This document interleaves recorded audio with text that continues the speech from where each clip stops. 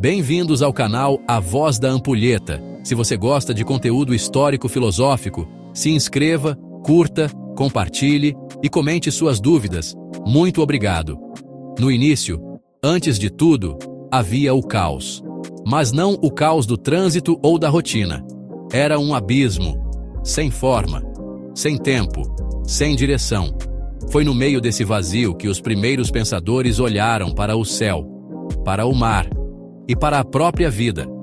E se começaram a perguntar, e perguntaram: o que há por trás de tudo isso? Assim nasce a filosofia, não como resposta pronta, mas como coragem de perguntar, mesmo em meio ao turbilhão. Antes da filosofia, o mundo era explicado por mitos. O mito é uma narrativa sagrada, cheia de símbolos, mistura de imaginação, de religião e de fantasia.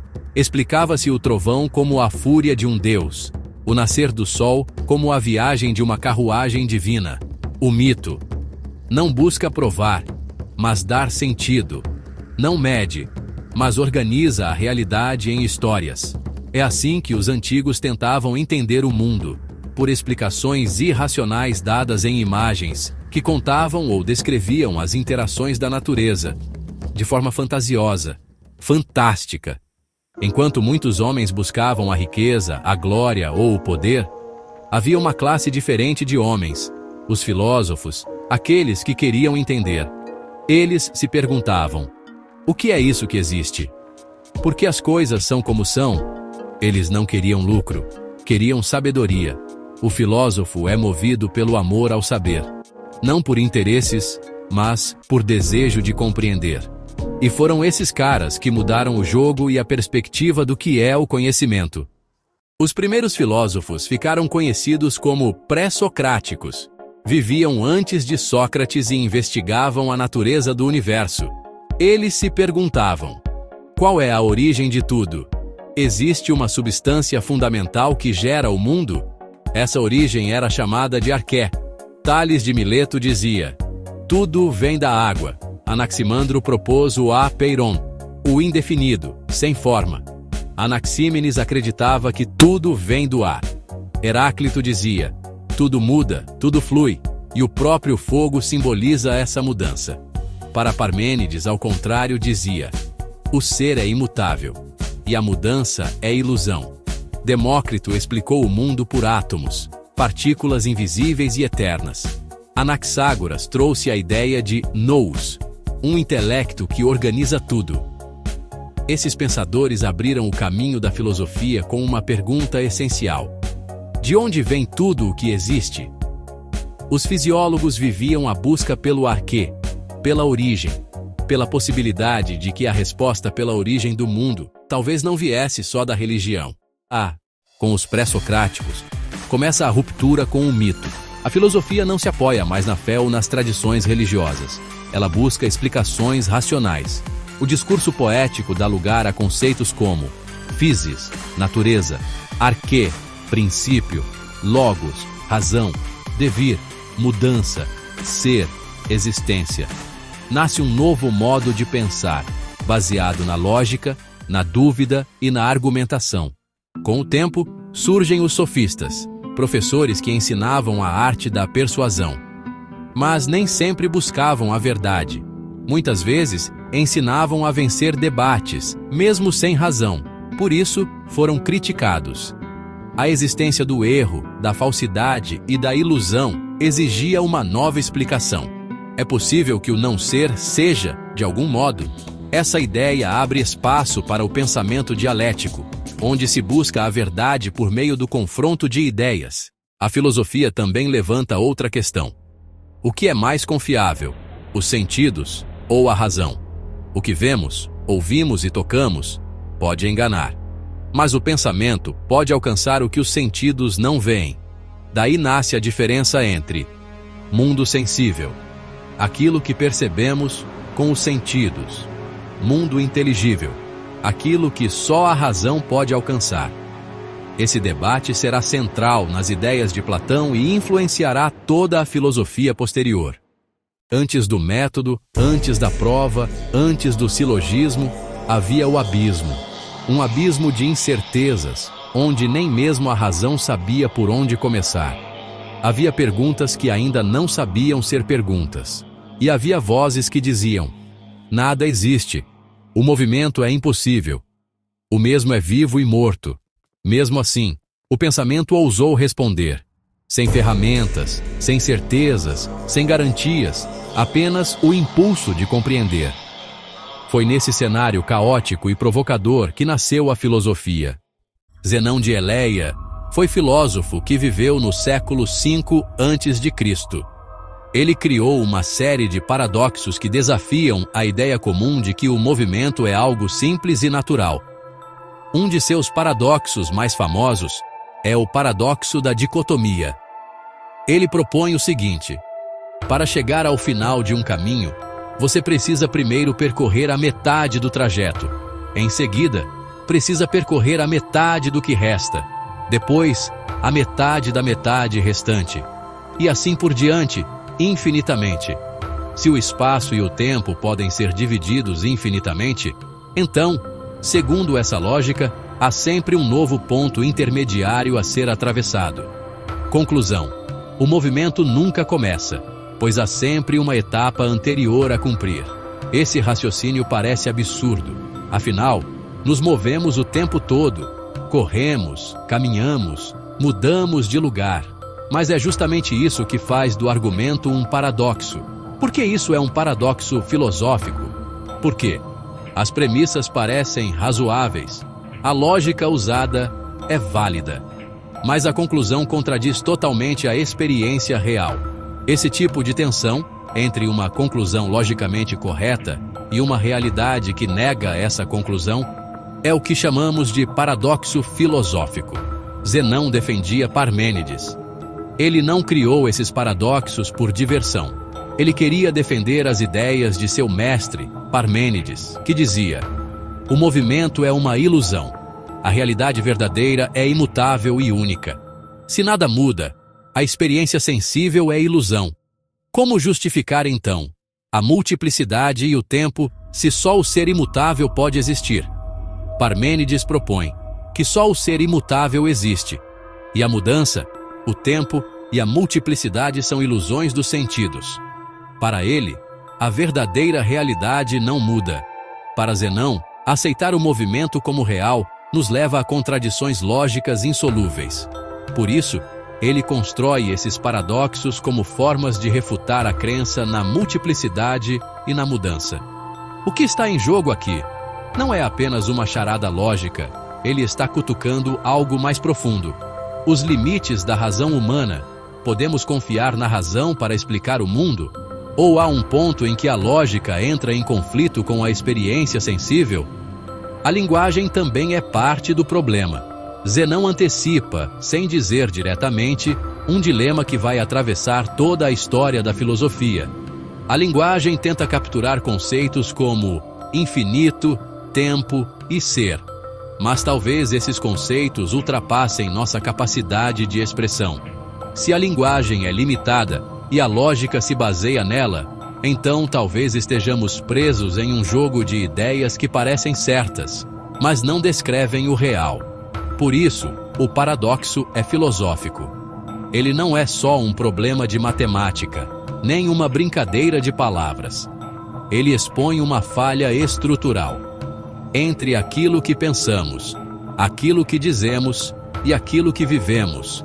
E esse abismo entre lógica, linguagem e realidade vai continuar assombrando a filosofia por milênios. Zenão criou o paradoxo de Aquiles e a tartaruga para questionar o movimento. Imagine uma corrida entre Aquiles, o herói veloz, e uma tartaruga lenta. Para ser justo, Aquiles dá uma vantagem à tartaruga. Ela começa alguns metros à frente. Quando Aquiles chega ao ponto onde a tartaruga começou, ela já andou um pouco. Quando ele alcança esse novo ponto, ela já se moveu mais uma vez. E assim por diante, infinitamente. Zenão argumenta que, se o espaço pode ser dividido em infinitas partes, Aquiles nunca alcançaria a tartaruga. Claro, isso contradiz o que vemos na realidade. Aquiles ultrapassaria facilmente. Mas esse é o ponto de Zenão. Se seguimos a lógica até o fim, chegamos a conclusões que desafiam o bom senso. É uma crítica à ideia de movimento contínuo e à confiança cega na razão. Hoje, com o cálculo infinitesimal criado por Newton e Leibniz, sabemos que somas infinitas podem ter um valor finito. Então Aquiles ultrapassa sim.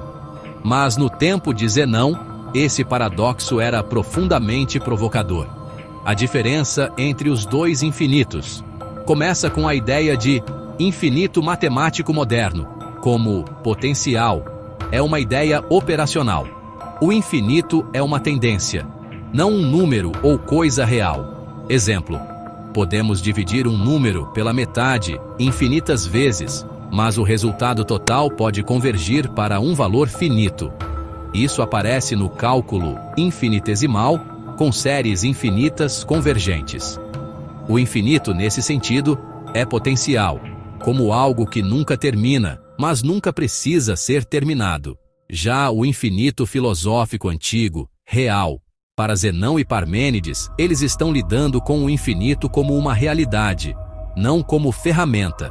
Se espaço e tempo são realmente infinitamente divisíveis, então não se pode completar sequer o primeiro passo. Aqui, o infinito é atual. Está plenamente presente como um obstáculo ao movimento. Zenão estava defendendo as ideias do seu mestre, Parmênides. Parmênides dizia: o ser é, o não ser não é. Parece simples, mas tem uma implicação profunda. Ele acreditava que só podemos pensar naquilo que é, o que existe. Se algo muda, significa que deixa de ser o que era para se tornar outra coisa. Mas isso envolve o não ser, ou seja, aquilo que não é. E, segundo ele, isso é impensável. Portanto, a mudança seria uma ilusão. A realidade verdadeira não muda. Ela é única, eterna e imóvel. Zenão cria seus paradoxos para defender isso. Se a mudança leva à contradição, então ela não pode ser real. Zenão não fez apenas o paradoxo de Aquiles. Ele criou vários outros, todos desconcertantes. Esses paradoxos não só desafiam o movimento, mas colocam em xeque a própria razão. O paradoxo da dicotomia diz que, para ir de um ponto A a um ponto B, primeiro você precisa chegar à metade do caminho, depois a metade do que falta, e depois a metade da metade para sempre. Se há infinitas etapas, o movimento nunca começa. O paradoxo da flecha diz que, imagine uma flecha em pleno voo. Em qualquer instante do tempo, ela está parada, ocupando um único espaço. Se o tempo é feito só de instantes, então a flecha nunca se move, está sempre em repouso em cada instante. O paradoxo do estádio diz que 3 grupos de corpos se movem em sentidos opostos. Comparando suas posições relativas, surgem contradições sobre quanto tempo cada um leva para passar pelo outro. Isso mostra que a velocidade e o tempo podem depender do ponto de vista. E, com isso, Zenão abala a confiança na observação sensível como forma segura de entender o mundo. Zenão é como um hacker da razão primitiva. Ele encontra brechas na lógica para nos mostrar que ela ainda não está pronta para explicar tudo. Ele lança um desafio. Consegue defender o movimento apenas com argumentos filosóficos? Sem usar matemática, sem cálculo de limites? Esses paradoxos continuam relevantes porque nos forçam a perguntar: até que ponto podemos confiar na lógica para entender o real? Imagina um filósofo dizendo: nada existe. E se existisse, você não entenderia. E se entendesse, não conseguiria explicar. Parece piada? Não. É Górgias de Leontinos, no século 100 a.C. Enquanto os grandes filósofos gregos tentavam explicar o mundo, Górgias decidiu explodir tudo. Ele não queria respostas.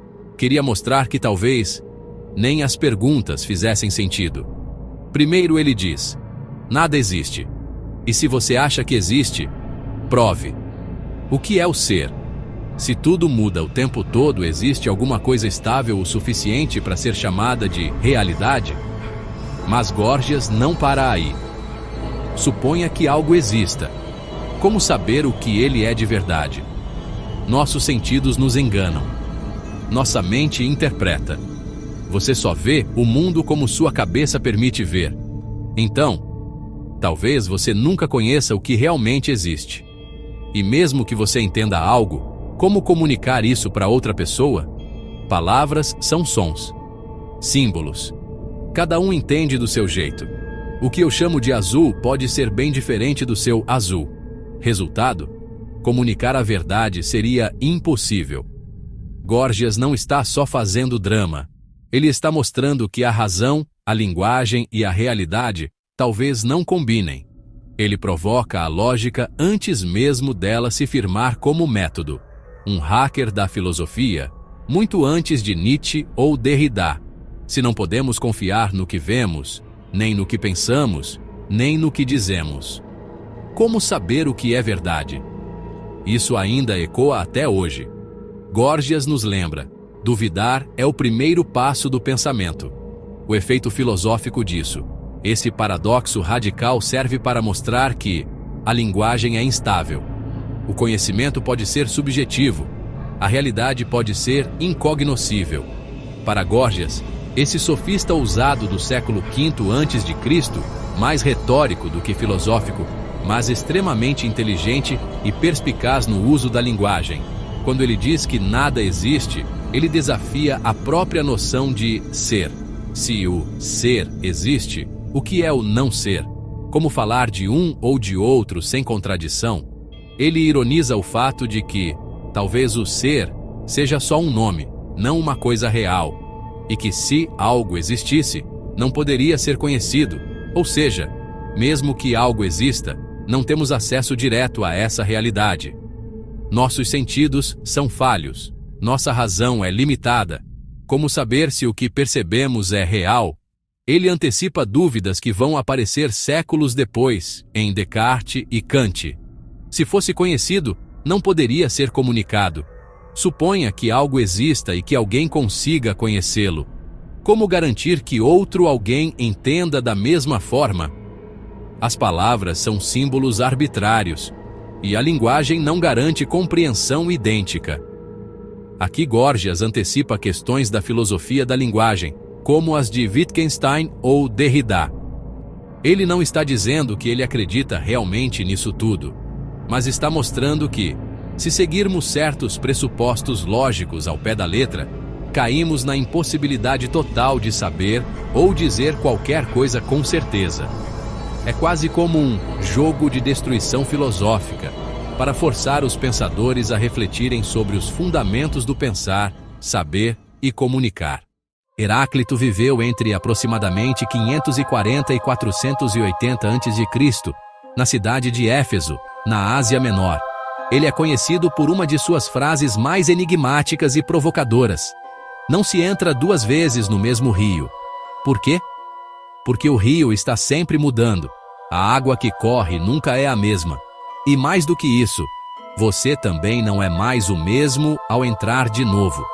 O tempo passa e tudo em você, corpo, pensamentos, emoções, também muda. Para Heráclito, a realidade é feita de fluxo. Tudo está em transformação constante. Nada permanece idêntico a si mesmo. Esse movimento incessante é marcado por uma tensão entre opostos: vida e morte, quente e frio, guerra e paz. Cada coisa só existe em relação ao seu contrário. Essa visão é radical. Ela desafia a ideia de que existe uma essência fixa, imutável, por trás do mundo visível. Ao contrário de Parmênides, que buscava o ser eterno, Heráclito afirma que o devir, a mudança, é a única certeza. Por isso, ele é considerado um dos primeiros pensadores a romper com a ideia de estabilidade. Em vez de buscar um fundamento eterno e imóvel, ele propõe que o conflito, o movimento e a transformação são a base de tudo o que existe. Parmênides e Heráclito representam dois caminhos opostos. Parmênides de Eleia afirmava: o ser é, e o não ser não é. Para ele, nada muda, tudo é uno, eterno e imóvel. Heráclito, de Éfeso, dizia: tudo flui, nada permanece. Para ele, tudo está em constante transformação. Ambos confiavam na razão, mas Parmênides rejeitava os sentidos. Heráclito, ao contrário, via o mundo como um jogo de opostos. Enquanto Parmênides defendia a lógica do não contraditório, Heráclito falava da unidade dos contrários: a guerra, a tensão, o conflito. Essa tensão entre o ser fixo e o mundo em mudança atravessa toda a filosofia ocidental. Por volta de 610 a.C., Anaximandro, discípulo de Tales, apresentou uma ideia ousada para a época. O princípio de todas as coisas não é um elemento visível ou concreto, como a água, o ar ou o fogo. Em vez disso, ele propôs o apeiron, uma palavra grega que significa o ilimitado ou o indefinido. Esse apeiron seria a substância primordial de onde tudo se origina e para onde tudo retorna. Apeiron é o termo usado por Anaximandro para descrever o princípio original de tudo, o que ele considera a origem do cosmos. O apeiron é ilimitado, eterno e indefinido. Ilimitado significa que o apeiron não tem limites. Ele não pode ser definido ou restringido. Isso o torna algo sem contornos fixos ou uma forma concreta. Eterno indica que o apeiron não tem começo nem fim. Ele não está sujeito à mudança ou ao tempo. Indefinido refere-se ao fato de que o apeiron não pode ser descrito ou compreendido de maneira clara, pois não possui características específicas que o definam. Ele é, por assim dizer, um vazio ou algo sem forma. Segundo ele, o surgimento das coisas acontece por um tipo de injustiça, um desequilíbrio que rompe a unidade do apeiron. Injustiça original é uma expressão um pouco curiosa, e para compreendê-la, precisamos entender o que Anaximandro quis dizer com isso. O conceito de injustiça aqui é metafórico e não se refere a um sentido moral, como a ideia de que algo é errado ou injusto, como pensamos normalmente. Na visão de Anaximandro, a injustiça está relacionada ao processo de separação. A ideia é que, ao originar o mundo, o apeiron se separou em elementos opostos, como quente e frio, seco e úmido, etc. E essa separação é vista como algo que perturba ou distorce a unidade original do apeiron. O ato de separar, de dividir o que era uno, é considerado injusto, porque interrompe a harmonia natural da unidade do apeiron. A reparação dessa injustiça seria o retorno ao apeiron, quando os opostos e as separações se unirem novamente, restaurando o equilíbrio cósmico. E esse desequilíbrio precisa ser corrigido. Tudo o que existe retorna ao apeiron, numa espécie de compensação ou justiça cósmica. Ao contrário de uma visão harmônica da origem do mundo, Anaximandro via conflito, tensão e retorno ao equilíbrio como forças fundamentais da realidade. Essa foi uma das primeiras tentativas de pensar o universo sem recorrer a mitos, explicando-o por meio de princípios racionais e impessoais.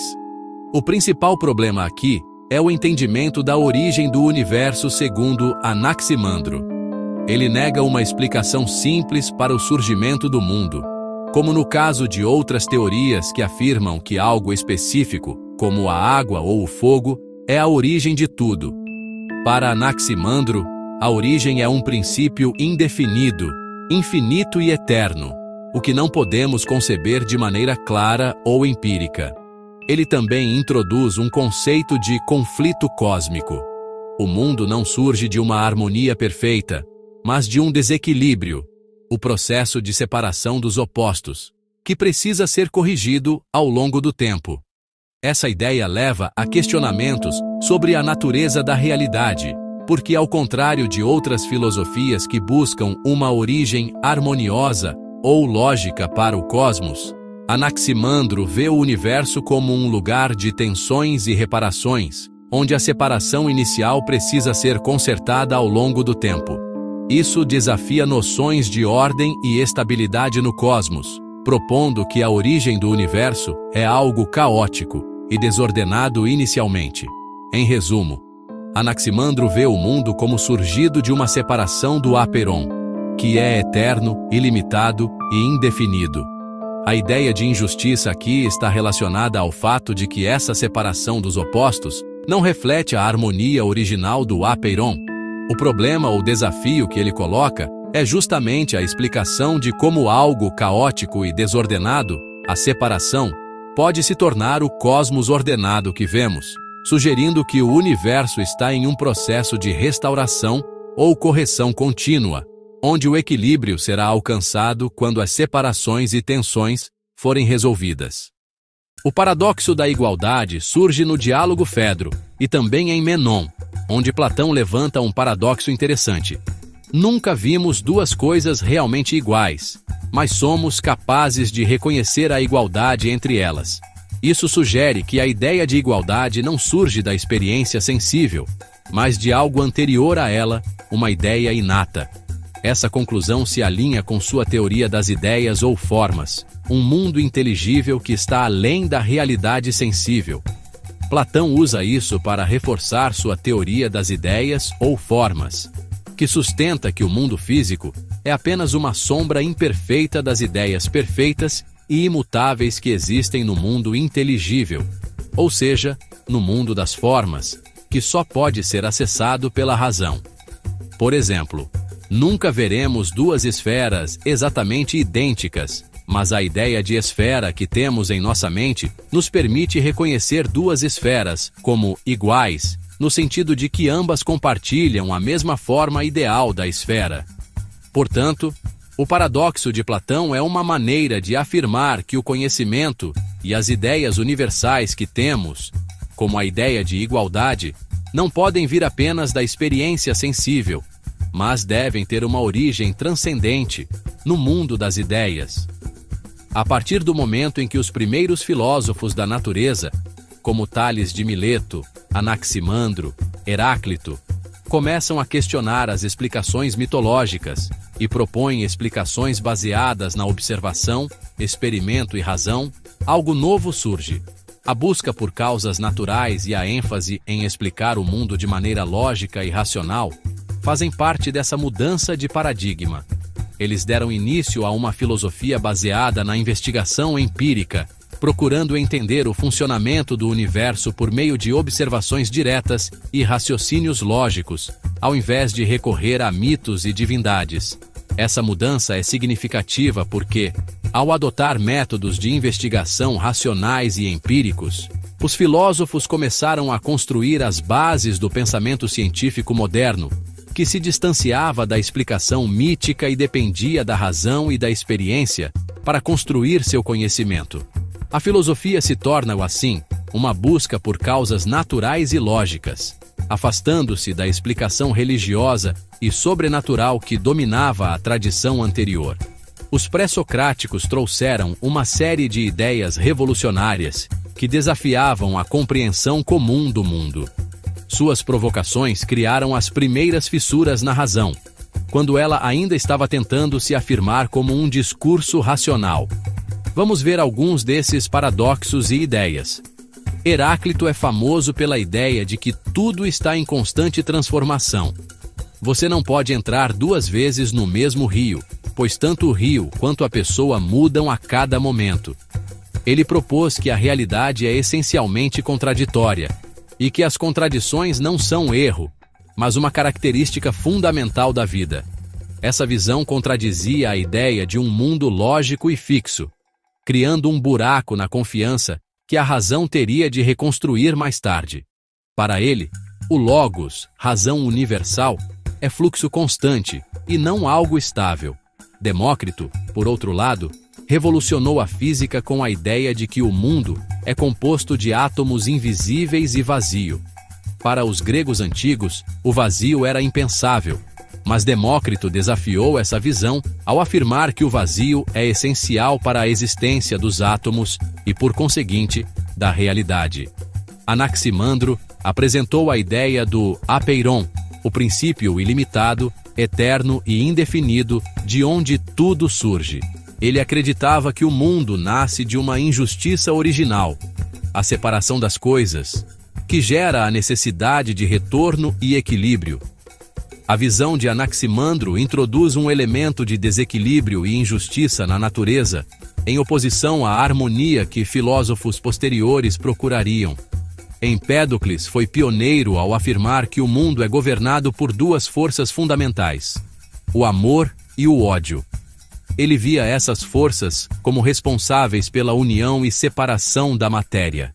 Essa ideia pode ser vista como uma antecipação das forças psíquicas que Freud descreveria séculos depois.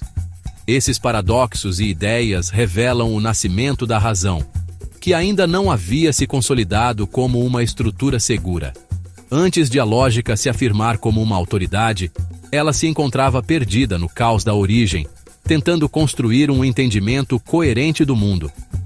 Zenão, discípulo de Parmênides, ofereceu um paradoxo famoso sobre o movimento, com sua famosa ideia de que Aquiles jamais alcançaria a tartaruga numa corrida, porque sempre que Aquiles alcançasse a posição da tartaruga, ela já teria avançado um pouco mais.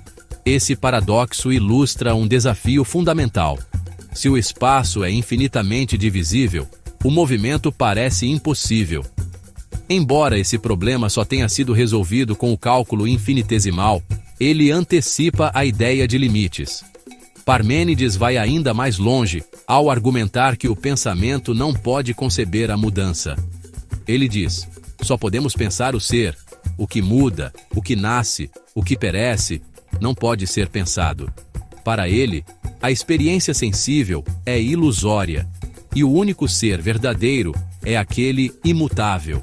O mundo que percebemos com nossos sentidos é uma ilusão. A realidade é estática e contínua. Platão irá tentar resolver essa tensão mais tarde com sua teoria das ideias. Esses paradoxos refletem a tensão central entre confiar nos sentidos e confiar na razão pura. A razão ainda não havia sido totalmente consolidada e muitas vezes tropeçava em suas próprias contradições. Filósofos como Heráclito, Parmênides, Zenão e Górgias estavam explorando essas limitações antes que a lógica se tornasse um campo seguro. Górgias, um sofista radical, escreveu o tratado sobre o não ser, onde apresenta 3 teses desconcertantes. Nada existe. Se algo existisse, não poderia ser conhecido. E, se pudesse ser conhecido, não poderia ser comunicado. Ele desafiou a possibilidade do conhecimento e da comunicação, uma radicalização da ideia de que o ser é impossível de ser afirmado de forma lógica. O pensamento pré-socrático e os paradoxos fundadores apresentam a razão como algo em construção, não como uma estrutura segura. Os primeiros filósofos estavam ainda tentando montar o avião no ar, enfrentando um caos de ideias e contradições sem os recursos que temos hoje, como a lógica formal e os modelos matemáticos. O pensamento de Heráclito, por exemplo, desafia a estabilidade das proposições lógicas, pois tudo está em fluxo e mudança. Górgias, com suas teses radicais, implodiu a possibilidade de afirmar a verdade de maneira segura, obrigando os filósofos a repensar as bases do conhecimento e da linguagem. Foi sobre esse chão rachado, nesse campo de incertezas, que nasceram os primeiros fisiólogos ou filósofos da natureza. Filósofos que pela primeira vez ousaram dizer: vamos procurar, vamos observar, vamos experimentar. E ao fazerem isso, tentaram responder com a razão, não com mitos. Até agora você viu que Zenão já estava ali, quebrando a cabeça com o infinito, antecipando o conceito de limite sem ter sequer um X para chamar de seu.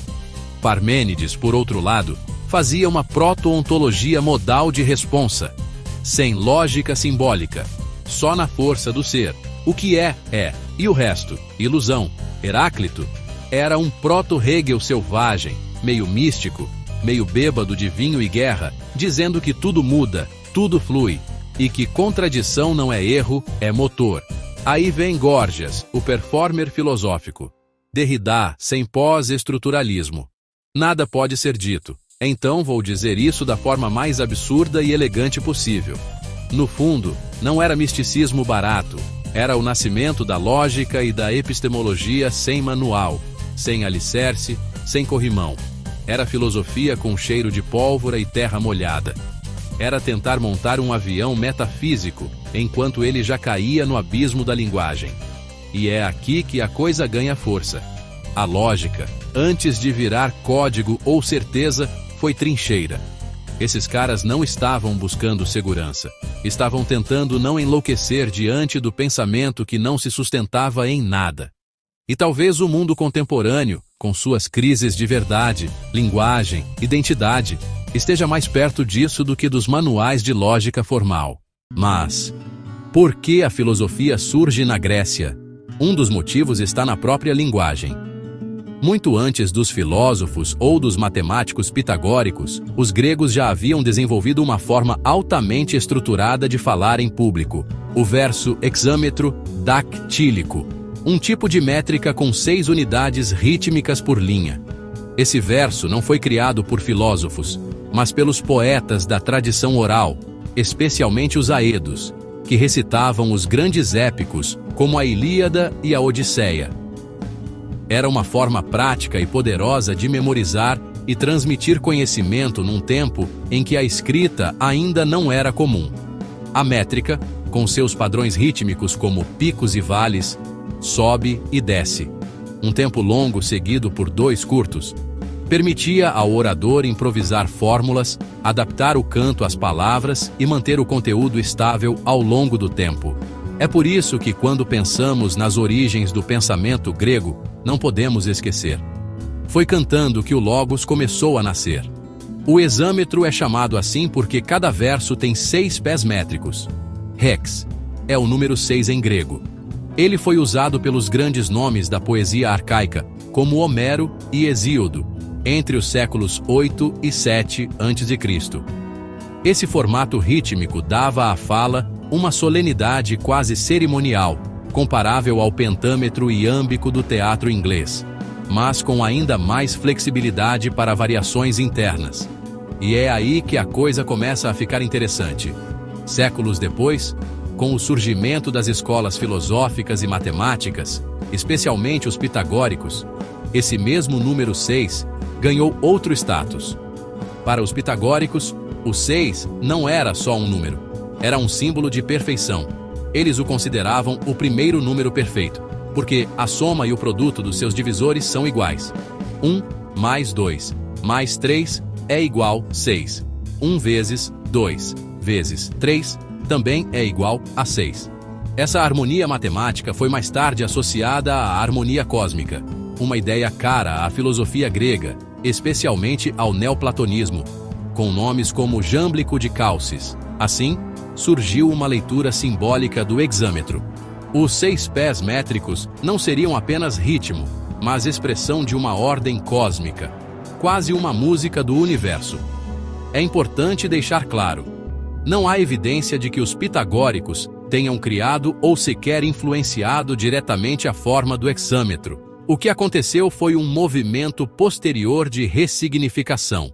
Os filósofos viram na antiga forma poética um reflexo da ordem que buscavam no cosmos.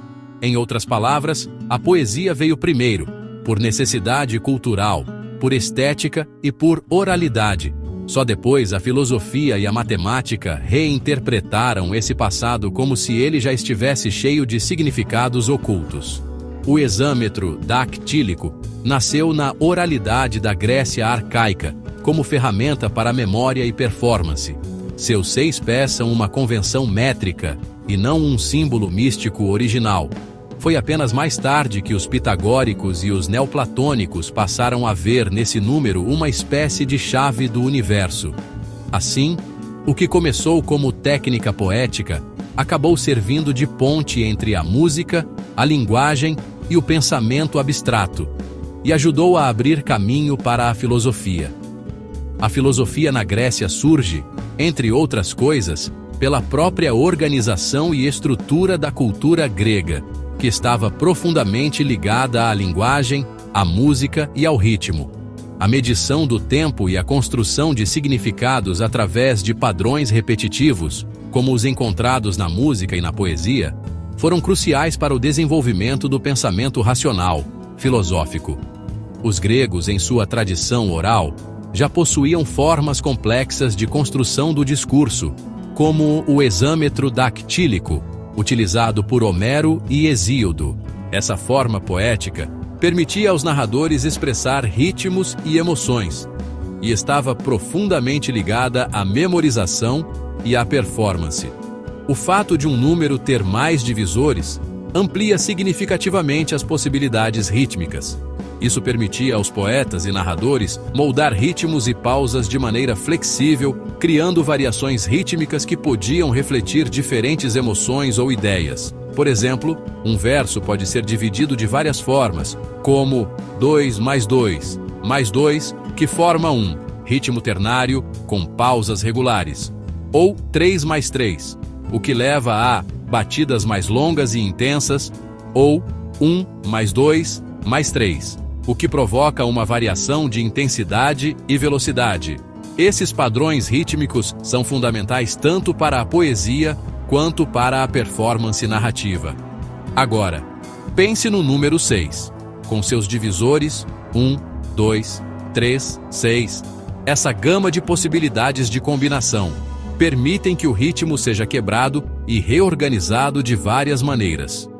Isso se aplica diretamente à métrica poética, mas também à performance de fala e narrativas em vídeo, onde o ritmo de entrega, a intensidade emocional e a variedade de variações são essenciais para manter a atenção do público.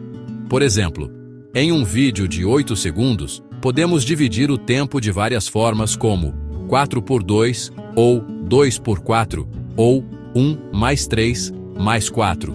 E cada uma dessas divisões produz um efeito, que você vai sentindo como numa emoção. Essas subdivisões modulam o impacto da narrativa, decidindo onde colocar um clímax, uma pausa ou uma aceleração, exatamente como um músico ou um poeta faz com suas palavras. A relação com o melos. O conceito grego de melos envolve uma unidade rítmica e expressiva que junta palavra, ritmo e melodia. A música, a poesia e até a dança eram construídas com base nesse conceito. Pitágoras, famoso por suas descobertas matemáticas e filosóficas, via o número 6 como perfeito, porque seus divisores somavam exatamente o próprio número. 1 mais 2 mais 3 é igual a 6. Para ele, esse número representava uma proporção harmônica, que não só tinha beleza sonora, mas também estruturava a própria harmonia do universo. Esses padrões numéricos não eram apenas uma curiosidade matemática para os gregos.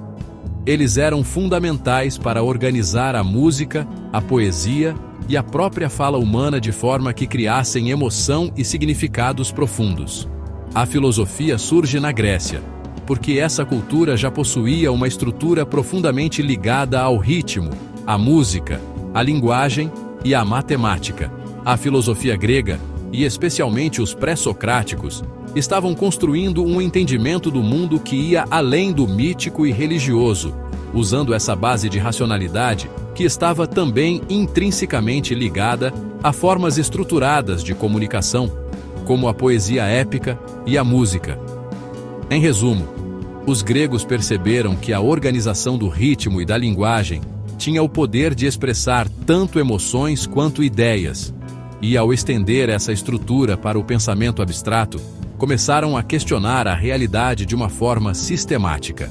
Assim, a filosofia na Grécia surge como um desdobramento natural dessa capacidade de usar a linguagem e a razão para organizar o caos do mundo, tal como a música organiza o som e o tempo.